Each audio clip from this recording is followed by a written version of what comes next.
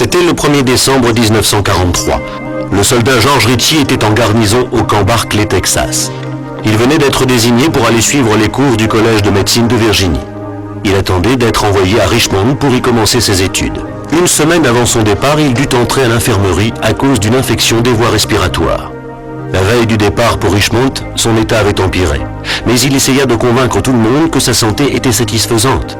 Le train qu'il devait prendre était le dernier de la semaine et le manquer avait pour corollaire de peut-être lui faire manquer la chance d'être admis à l'école de médecine.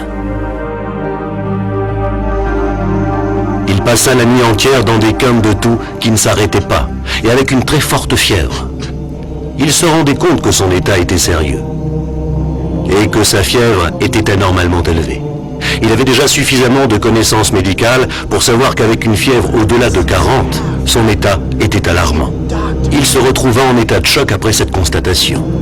Une équipe d'infirmiers arriva pour le transporter en ambulance à l'hôpital, où on devait lui faire passer une radiographie des poumons. À ce moment, le soldat Ritchie perdit connaissance et son état ne fit qu'empirer durant les 24 heures qui suivirent. Sa condition physique fit croire qu'il était mort. Sur la feuille de température, on pouvait lire « mort à la suite d'une double pneumonie ». Ensuite, l'officier donna des ordres pour qu'on le prépare à être transporté à la morgue. À partir de là, George Ritchie nous raconte ce qu'il a vécu dès qu'il a été déclaré mort. Je vais tâcher d'être objectif et vous raconter ce qu'a été cette expérience. Je savais que j'avais manqué mon train. Alors je cherchais partout dans cette chambre obscure, je voulais retrouver mon uniforme. Je ne le voyais pas et je décidai que je n'avais plus de temps à perdre. Je sortis donc de cette petite pièce pour aller dans le couloir qu'il fallait que je traverse pour sortir. C'est alors que je vis un gardien qui s'avançait vers moi en prenant tout l'espace du couloir. Je lui ai dit de faire attention, mais il a continué en passant à travers mon corps. Tout en trouvant ça invraisemblable, ma décision de partir pour Richmond n'en fut pas ébranlée pour autant. Richmond, c'était mon but. Rien ne m'arrêterait. Dès que je fus à l'extérieur, je me suis retrouvé tout à coup dans les airs, très haut, entre 200 et 500 mètres au-dessus du sol, et me déplaçant à une vitesse incroyable. Et c'est ainsi que j'ai atteint une grande rivière. Sur l'autre rive, il y avait une ville, et je suis descendu devant un café, car j'avais vu un civil qui s'apprêtait à entrer dans ce café. Je voulais lui demander si j'étais bien dans la direction de Richmond. Où sommes-nous ici? Excusez-moi, monsieur. Je voudrais seulement savoir le nom de cette ville. J'étais en route pour Richmond et j'ai l'impression que je me suis égaré. Et une fois encore, comme l'autre fois, un être humain paraissait ni m'entendre ni me voir.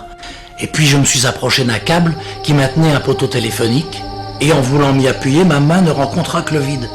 Soudain, je me suis souvenu que j'avais dû oublier une chose importante dans mon lit. Et je le savais, parce que j'avais soudain pris conscience que je devais retourner. En même temps, j'avais fait une découverte importante et grave, à propos de la vie hors du corps. Tu vas où ton âme désire aller avec force. Le temps et l'espace alors n'existent plus, en tout cas, le temps comme on le comprend ici-bas.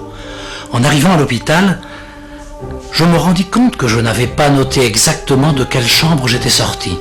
C'était une erreur tragique. Je voyais des soldats allongés sans pouvoir me reconnaître.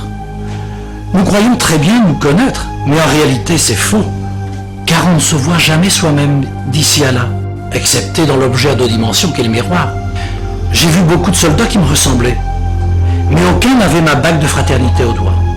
Alors bien sûr, je continuais de chercher mon corps dans toutes les chambres, devenant de plus en plus désespéré. Finalement, je me suis retrouvé dans cette petite chambre d'isolement. Un corps gisait sur le lit avec un drap sur la tête. J'ai vite compris qu'il s'agissait de moi, car j'ai reconnu ma bague de fraternité qui était marquée sur l'onyx du pi et du gamma de notre classe. Je ne faisais donc pas d'erreur. J'étais littéralement pétrifié. J'étais obligé de me rendre à l'évidence, et c'était dur à avaler. C'était un mort qui était là. J'étais bien trop jeune pour mourir, je n'avais que 20 ans. Tout à coup, la pièce fut envahie d'une lumière éclatante, d'une intensité comparable à la luminosité d'1 million de lampes à souder. Tout braqué au fond de la pièce. 3 choses se sont produites à l'instant même. Une voix a interpellé mon subconscient. Une voix qui m'a dit « Debout, tu es en présence du Fils de Dieu ». ce fut à cet instant précis, sortant de cette lumière extraordinairement brillante, apparut le plus extraordinaire des êtres. Et les murs de l'hôpital disparurent virtuellement, et tous les détails de ma vie se mirent à défiler comme un film, ma vie publique et privée, jusqu'à ma naissance, qui fut pénible. Et mes 20 ans, quand ils m'ont déclaré mort. L'être de lumière m'a posé une question. Qu'as-tu fait de ta vie? J'ai pensé, j'ai été chef scout. Il me dit, c'est bien, cela te glorifie. Et il me posa la même question. Qu'as-tu fait de ta vie? Et là, dans ce royaume, il n'y a aucune hypocrisie possible, car vous vous rendez compte très vite que l'être qui est devant vous est tout à fait au courant de ce que vous pensez. Mentir est donc inutile. Et inutile de faire comme si on n'avait pas compris. Et pourtant, cet être qui connaissait tout de moi m'acceptait totalement et m'aimait totalement. Et je le compris spontanément. Ensuite, j'ai vu le Christ qui me faisait signe de m'approcher de lui. À ce moment-là, je croyais que j'avais tout vu, mais je m'aperçus que ce n'était que le début, car soudain il m'ouvrit un autre royaume. Je voulais rester, mais je compris alors que le Christ m'emmenait loin de ce lieu et que je retournais dans la chambre d'isolement à l'hôpital Camberkeley Station dans la banlieue d'Abilene. La mort du soldat George Ritchie a été confirmée par le docteur Donald G. Franci, capitaine et responsable de l'hôpital à ce moment-là. Le livre du docteur Ritchie, Ma vie après la mort, contient un récit détaillé sur les divers royaumes de la vie après la mort qu'il déclare avoir vécu. C'est un regard sur la rencontre d'un homme avec la mort. Mais ce qu'il croit se trouve au-delà. Bible TV International. Contactez-nous sur la Bible TV International CJC avec votre humble serviteur de Dieu, le frère Enoch.